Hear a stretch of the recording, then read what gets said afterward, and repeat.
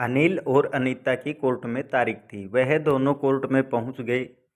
इसके बाद कोर्ट ने उनका फैसला सुनाया और कहा, यह अदालत इस तलाक को मंजूर करती है। जज साहब की इस घोषणा ने कोर्ट में खड़े अनिल और अनीता के चेहरों की चमक फीकी कर दी।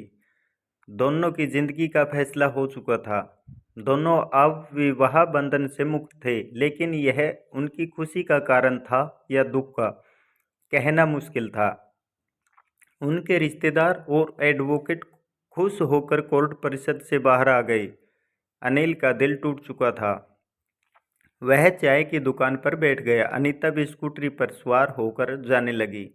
उसका चेहरा भी उतरा हुआ था, जिसे पढ़ने में वह सफल रहा। जीवन के ऐसे क्षण बहुत विचित्र होते हैं जब हार जीत को समझना कठिन हो जाता है। दोनों परिवार वाले अपने अपने घर जा चुके थे। दोनों एडवोकेट जो कोर्ट में एक दूसरे से झगड़ रहे थे, अब एक दूसरे का हाथ पकड़े चाय पी रहे थे। किसी की जिंदगी टूटी, किसी के सपने बिखरे, किसी को इससे कोई मतलब नहीं था। अनीता अब उसके सामने से गुजर रही थी। एक नज़र उसने अनिल को देखा, लेकिन शायद अहंकार की दीवार भावना से ज़्यादा मजबूत थी। वह स्पीड बढ़ाकर निकल गई। उसका आक्रोश शायद स्कूटरी की स्पीड पर निकल रहा था। अब अनिल भी अपना मोटरसाइकिल लेकर अपने घर की ओर चल दिया।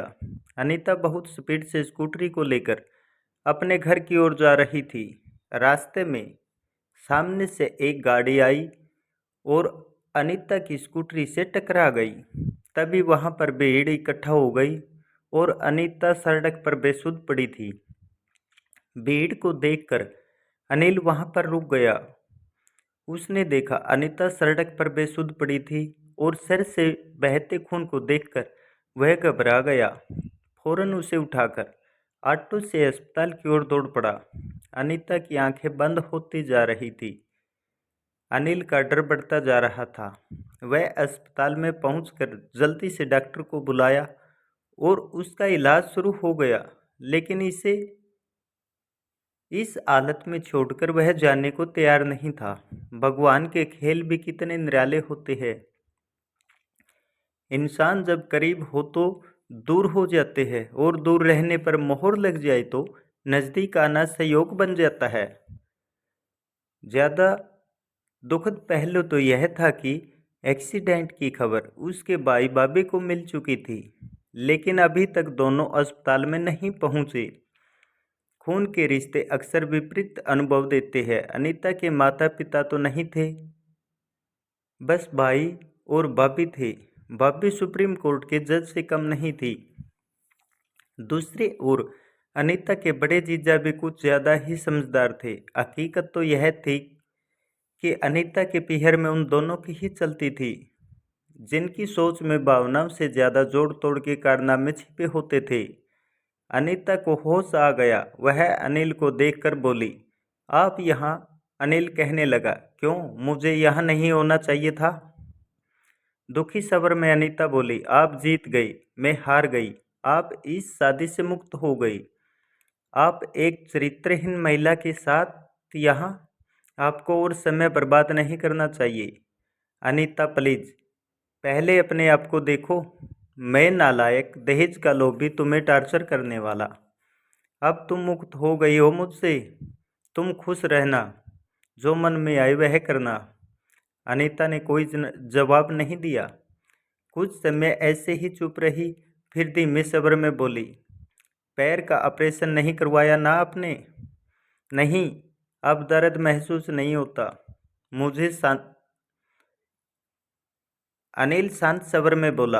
अनीता कहने लगी, क्यों, मैंने कसम जो दिलाई थी अपनी, वो तो मान लेते। मुझे ऑपरेशन से भी बड़ा काम करना था। अनिल कहने लगा, अनीता, अब आप कब समझोगे? अपने लिए भी जीना सीखो। सबका ख्याल है, लेकिन खुद उदास हो नहीं। अगर ख्याल रखता तो तुम्हें यूं न खोता। एक हारा हुआ इंसान हूं मैं। अनिल कहने लगा, ऐसा नहीं कहते अनिल, शायद मेरी किस्मत ही ऐसी थी। माहौल बहुत गंभीर हो गया था।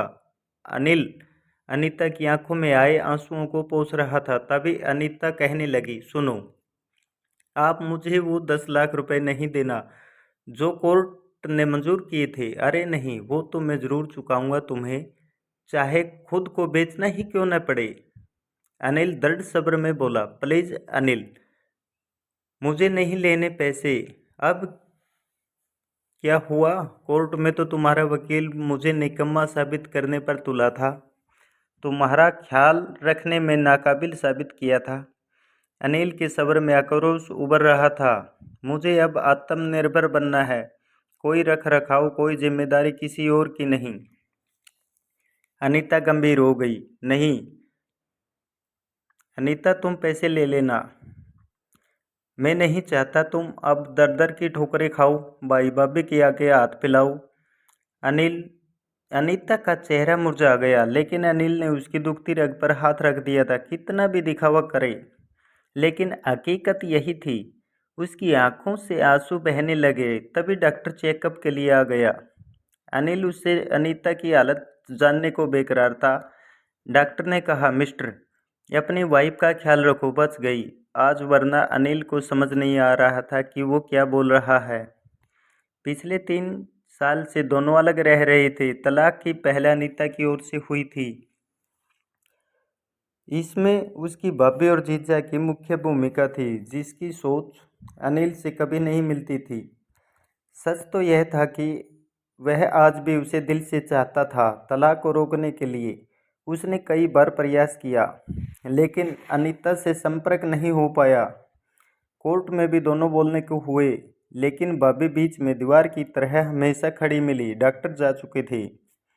अनीता फिर से बोलने लगी, आप घर जाए प्लीज, आपकी मम्मी खुशखबरी सुनने को तड़प रही होगी। तुम्हें इस हाल में छोड़कर कैसे जा सकता हूँ, दुखी मन से अनिल बोला। अरे अब हमारा रिश्ता ही क्या रह गया है? एक मोहर ने तुम्हें आज़ाद कर दिया है, तुम मुझे ही दोष क्यों दे रही हो? तलाक के पेपर्स तो तुम ही ने भेजे थे। चलो छोड़ो, अब सब बदल गया है, अलग रास्ते, नई जिंदगी, इसलिए फॉर्मेलिटी छोड़ो।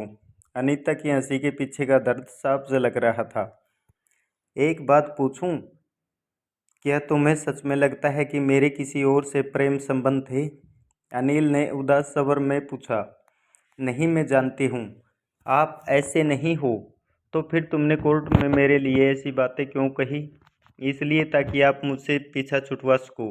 आपके घर वाले यही तो चाहते थे कि मैं आपकी ज़िंदगी से दूर हो जाऊं। अनिल कुछ और बोल पाता, इससे पहले ही अनीता के भाई भाभी आ पहुंचे। भाई अनिल पर गरजने लगा, मिस्टर, अब क्या जान लेकर ही मानोगे मेरी बहन की? अनिल अंदर ही अंदर गुस्सा पीकर रह गया। वह हंगामा खड़ा करना अच्छा नहीं था। भाई अनीता को समझा रहा था कि सब अनिल का ही किया धरा है, वो बदला लेने के लिए उसकी जान तक ले सकता है। अनीता अब और चुप नहीं रह सकी। प्लीज मुझे अकेला छोड़ दो, मैं अब जीना नहीं चाहती। अनिल का वहां पर रहना अब और संभव नहीं था। घर पहुंचते ही उसे एक और झटका लगा। घर पर भाई भाभी बहन बहनोई वगैरह सब जीत का जश्न मना रहे थे। टेबल पर मिठाई सजी थी। उनके मन की ऐसी सोच पर उसे आश्चर्य होने लगा। क्या इंसान इतना गलत हो सकता है? मन से वह अभी भी अपनी जीत हार को समझने में लगा था। रात के 9 बज रहे थे। बिस्तर पर पड़ा अनिल करवटें बदल रहा था। उसे आज जीवन का कड़वा सच महसूस हो रहा था। रिश्ते की अहमियत तभी समझ आती है जब सब कुछ खत्म हो जाता है।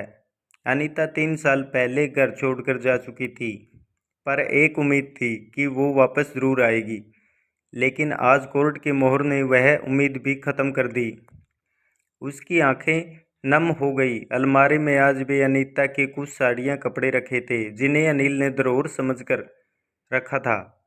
अनीता का चेहरा अब उसके मन से हटने को तैयार नहीं था। भले ही वह कड़वा बोलती थी, लेकिन उसकी हर जरूरत को बिना कहे समय से पहले समझ लेना उसकी खूबी थी। नींद कोसों दूर थी। बीते 7 वर्षों का घटनाक्रम याद आने लगा। बिना माँ बाप की अनीता का रिश्ता आते ही घर में भूचाल आ गया। लेकिन उसकी फोटो ने अनिल का दिल जीत लिया था। सुंदर, सुशील और जमाने की सताई सी दबी छुपी छवि को अनिल ने आंखों ही आंखों में पढ़ लिया। जब वह उसे देखने गया तब गंभीर मूर्ति की तरह बैठी अनीता की आंखों ने बहुत कुछ बयां कर दिया था। उसमें अन्य लड़कियां जैसा जोश नजर नहीं आया। उसका ये कहना था, आपको जीवन में कभी मुझसे कोई शिकायत नहीं मिलेगी। उसके यह कहने से अनिल का दिल जीत लिया था। इस एक बात ने ही शादी का फैसला कर दिया था। ससुराल में अनीता ने अपने वायदे को पूरी तरह निभाया, लेकिन शायद परिस्थितियों के साथ वह सहन नहीं कर पाई। फिर जब छोटी बहू अमीर घराने की आ गई तो अनीता का जीवन और कठिन हो गया। अनिल के पास कोई स्थायी रोजगार नहीं था, जबकि छोटा भाई पुलिस इंस्पेक्टर बन चुका था। भाई की बड़ी आमदनी ने अनिल को बड़े से छोटा बना दिया। अनीता और ज्यादा टूटती चली गई। 3 साल ऐसे ही किचकिच में बीत गए और एक दिन अनिल की अनुपस्थिति में उसके भाई और जीजा उसे पीहर छोड़कर गई। अब बात मान सम्मान में फंस गई। जिन्हें अपने जीवन का फैसला करना था वो अन्य लोगों के अभिमान में उलझकर रह गई। अनिल ने पहल भी की, लेकिन निराश होकर उसने भी घुटने टेक दिए। अनीता शायद इतनी निराश हो चुकी थी कि अब ससुराल में उसे कोई उम्मीद की किरण नहीं दिख रही थी।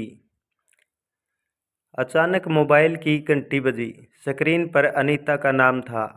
अनिल ने झट से कॉल रिसीव किया। अनीता मंद आवाज में बोली, भैया ने बहुत गलत कहा आपके लिए। उनकी तरफ से मैं माफ़ी मांगती हूँ। छोड़ो ये सब, कैसी तबीयत है अब? कौन है तुम्हारे पास? अस्पताल में, अनिल ने पूछा। कोई नहीं है, अकेली हूँ। खाना खाया या नहीं? इच्छा नहीं खाने की, अनीता ने कहा। हद करती हो, रुको मैं आता हूँ। अनिल ने कहा, अरे नहीं, आप परेशान न हो, पागल हो। रात में तबीयत बिगड़ गई तो कुछ नहीं बिगड़ेगा। मौत मेरे नसीब में नहीं, अनीता ने कहा। प्लीज़ अनीता, ऐसी बात मत करो। मैं अभी भी तुमसे बहुत प्यार करता हूँ। अनिल ने एक पल की भी देरी किए बिना अस्पताल का रुख किया। थोड़ी देर में वो अनीता के सामने था। होटल से उसने खाना भी पैक करवा लिया था। अनीता के चेहरे पर चमक साफ दिख रही थी। मुझे पता था आप ज़रूर आओगे। लो खाना खाओ। पहले कैसा हाल बना लिया है तुमने? अनिल लाड से बोला। नहीं, हालत तो आपकी ज़्यादा ख़राब है। दवा नहीं लेते आप? अरे दवा वगैरह सब लेता हूँ, पैसे भी है। अब 5 लाख जमा कर लिए हैं, वो तुम ले लेना। अनीता उसे निहार रही थी। भारतीय पति पत्नी का संबंध सदैव अच्छा होता है। ज़रूरत के समय यह ज़्यादा प्रगाढ़ साबित होता है। अनीता हाथ धोना चाहती थी। अनिल ने उसे सहारा देकर उठाया और वॉशरूम की ओर ले जाने लगा। कुछ देर बाद दोनों ने खाना खाने लगे। मनपसंद सब्जियां देखकर अनीता पूछ बैठी, आपको अब भी याद है मुझे क्या पसंद है? तुम्हें क्या लगता है कि मैं तुम्हें भूल सकता हूँ? अनिल ने भावपूर्ण स्वर में पूछा। अनीता मौन रही। दोनों खाना खाने लगे। अनिल ने उसे सहारा दे रखा था। कुछ पल मौन अवस्था के बाद अनिल बोला, अनीता, मेरी एक बात मानोगी क्या? अनीता के स्वर में उम्मीद की झलक थी। वापस चलो, मुझे तुम्हारी ज़रूरत है। अनीता के मुँह से कोई शब्द नहीं निकला। उसका सर अनिल के सीने से सट गया। अनिल ने उसे बाहों में भर लिया। पूर्व में हुई गलतियों को दोनों ने समय रहते सुधार लिया था। अनीता और अनिल दोनों ने कोर्ट के कागज़ फाड़ दिए थे और साथ रहने का निर्णय लिया। सुबह जब अनीता के भाई भाभी आए तो उन्होंने अनिल को देखा तो वह फिर क्रोधित हो गई। जब वह अनिल से झगड़ा करने लगे तो अनीता से रहा नहीं गया और वह अपने भाई का हाथ पकड़कर कहने लगी, भैया, अनिल का कोई दोष नहीं। अनिल को मैंने बुलाया था और हाँ, हम दोनों ने साथ रहने का निर्णय लिया है। हम फिर से पति पत्नी बनकर साथ रहेंगे। यह सुनकर अनीता के भाई भाभी कहने लगे, अनीता, तुम क्या बोल रही हो? अनीता ने कहा, हाँ भैया, मैं सच बोल रही हूँ और हम दोनों हॉस्पिटल से सीधे अपने घर जाएंगे। यह सुनकर अनीता के भाई भाभी भी नरम स्वभाव में पड़ गए और कहा, अगर आप दोनों की यही इच्छा है तो आप दोनों सदा साथ रहे। यह कहकर वह अपने घर चले गए। अगले दिन अनीता की तबीयत बिल्कुल ठीक हो गई थी और उसे अस्पताल से छुट्टी मिल गई और दोनों खुशी खुशी अपने घर पहुंच गए। इस प्रकार अनिल और अनीता का घर टूटने से बच गया। दोस्तों, यह थी हमारी आज की कहानी। अगर आपने पसंद आई है तो लाइक, शेयर और सब्सक्राइब करना ना भूलें।